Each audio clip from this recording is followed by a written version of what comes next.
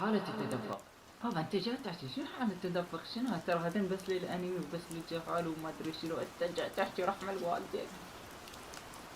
يعني هذا الفيديو راح نقسمه على 3 اقسام. القسم الاول شنو حالة التدفق؟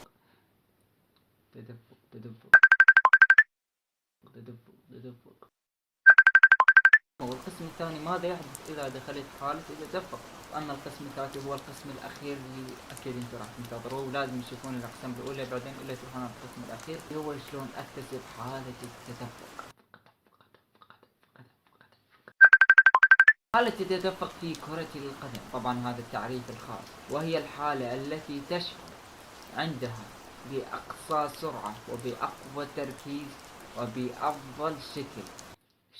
شلون تعرفي بشرفك والله 100% فوق. طبعا هاي الحالة اللي هي اكيد انت صايره وياك، وراح اقول لك شنو هاي الحالة. مثلا انت قاعد بمكان عام ويمك هوسه وحتى صاحبك علاو قاعد يمك، انت هناك انت مركز في شيء معين، حيث انه وصلت لمرحلة من التركيز انه الاصوات اللي يمك كلها اختفت. لا وقلت صاحبك فلان فلان فلان فلان فلان فلان فلان، حيث انه كل شي ما تسمعه هدوء صامت وما تفكر غير بس بهذا الشي اللي انت جاي تركز فيه. هاي الحالة اسمها حالة التدفق. طبعا حالة التدفق بكرة القدم اللي هي انه تحس براحة مو طبيعية، انه تحس نفسك طير وطاير بالسماء. الله الشعر الكبير اعطيك فيه. فانت راح تحس بنفسك انه مرتاح حيل. يعني حتى لو كان اكو جمهور وكان عليك ضغط راح يختفي ويصير نسبة الضغط سالب مليون. تكون باقصى سرعة عندك وتحس نفسك خفيف ومرتاح وتراوغ وتلعب ولا باص بحالة تركيز. يعني اذا كانت نسبة التركيز 100% بكل اشيائك، انت اكيد 50% على هاي الشغلة، 50% على هاي الشغلة، وباقي الشغلات حسب تقسيمك. حالة التدفق راح تكون 100% و99% بهذا الشيء. وهواية عندنا اشكال، مثلا انكر ميسي هاي كان داخل بحالة التدفق، بحيث انه كان يراوغ المدافعين باقصى سرعة عنده وباقوى تركيز عنده.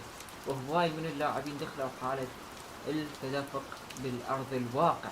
يعني حتى لا تشوف انه تقول وات هذا شلون هيك يراوغ، وات هذا شلون هيك يسوي، وات هذا شلون هيك. وطبعا هذا الشيء كلش طبيعي وحتى انت تقدر تكتسب. اوكي هواي شغلات انه يمنعنا من انه ندخل حالة التدفق، وهواي شغلات يمنعنا. اقوى شيء اللي هو انت تشوفه هسه.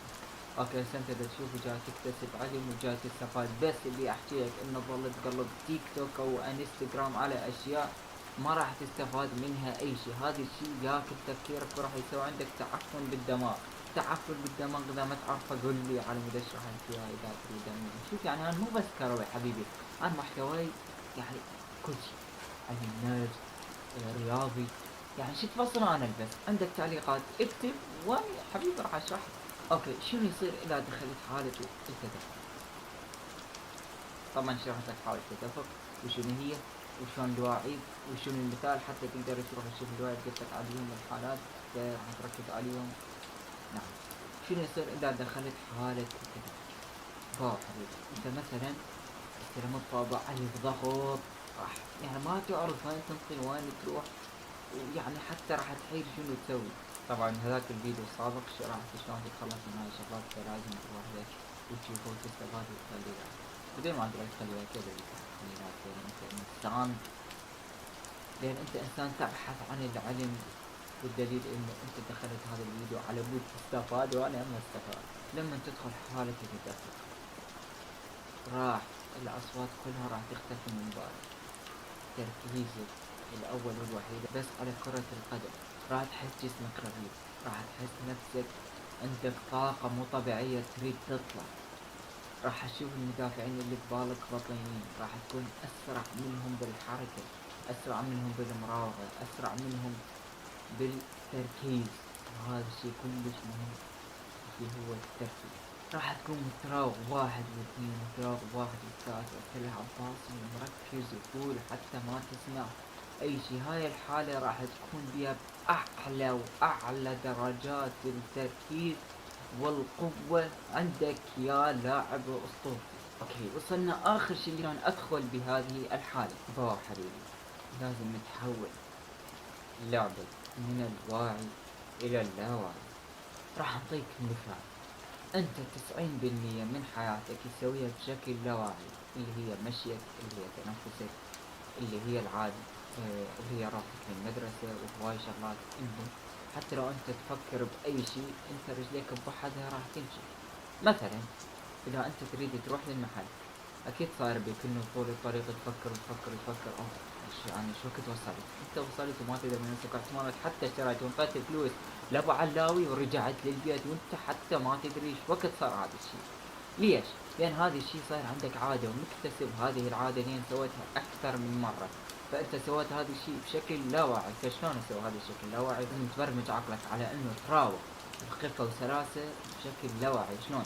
لازم تعود نفسك على تلعب بضغط. مثلا انت بالبيت لما لما تتمرن تجيب الطابة، حاول انت بينك بنفسك تتخيل انه قبالك لاعب، حاول انه تتخيل انه الجمهور يصيح، حاول انه تتخيل انه يصير وياك هيك وهيك وهيك، حاول تتخيل انه انت بالملعب وراو فكر وارفع راسك باوع يمنى باوع يسرى باوع يمنى. لازم تسوي هذا الشيء عادة. تهتم ايضا بثلاث شغلات كلش مهمات، اللي هي الرياضة والصحة والغذاء. هذين الشغلات اذا ما اهتميت بيهن فانت ما تدخل حافظة فقلوت تموت. وكده هم لازم تنام تباوع على من الشغلات. لازم دائما تحاول تتمرن، حاول دائما تتمرن. لازم تتمرن بشكل مو طبيعي على ما تدخل هذه الحالة. واذا انت كنت لاعب موهوب ف انت كلش مختلف. اذا كنت موهوب بالمراوغة، اذا كنت موهوب بالسرعة، فانت اللي تحتاجه بس انه تقوي تركيزك عن طريق انك تهتم بصحتك وبنومك وبالرياضة. ولازم دائما انه تحاول تخلي مراوغتك عادة، تخلي تسديدك عادة، تخلي باصك عادة، على مود يتحول من الشكل الواعي الى شكل اللاواعي. لازم تفصل هذا الدماغ، لانه الشخص اللي يدخل حالة تدهور مستحيل راح يفكر انه ايه جاني لاعب راح اسوي تمويل.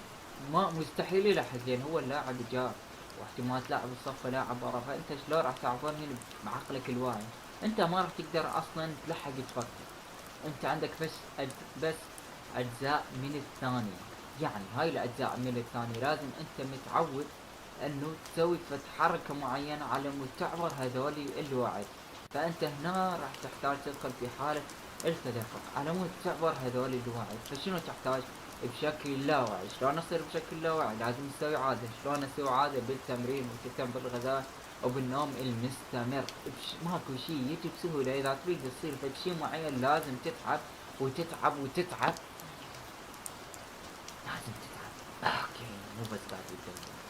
وهسه وصلنا لنهاية الفيديو. اذا تريد وتحب اي شيء موجودة خانة التعليقات، واكتب لنا اي شيء تريده، واكتب لنا اذا كنت تواجه مشكلة او عندك اي تفسير او عندك اي استفسار، واكتبها بخانة التعليقات وان شاء الله راح اجاوب عليك. وصلي على النبي محمد وكان وياك.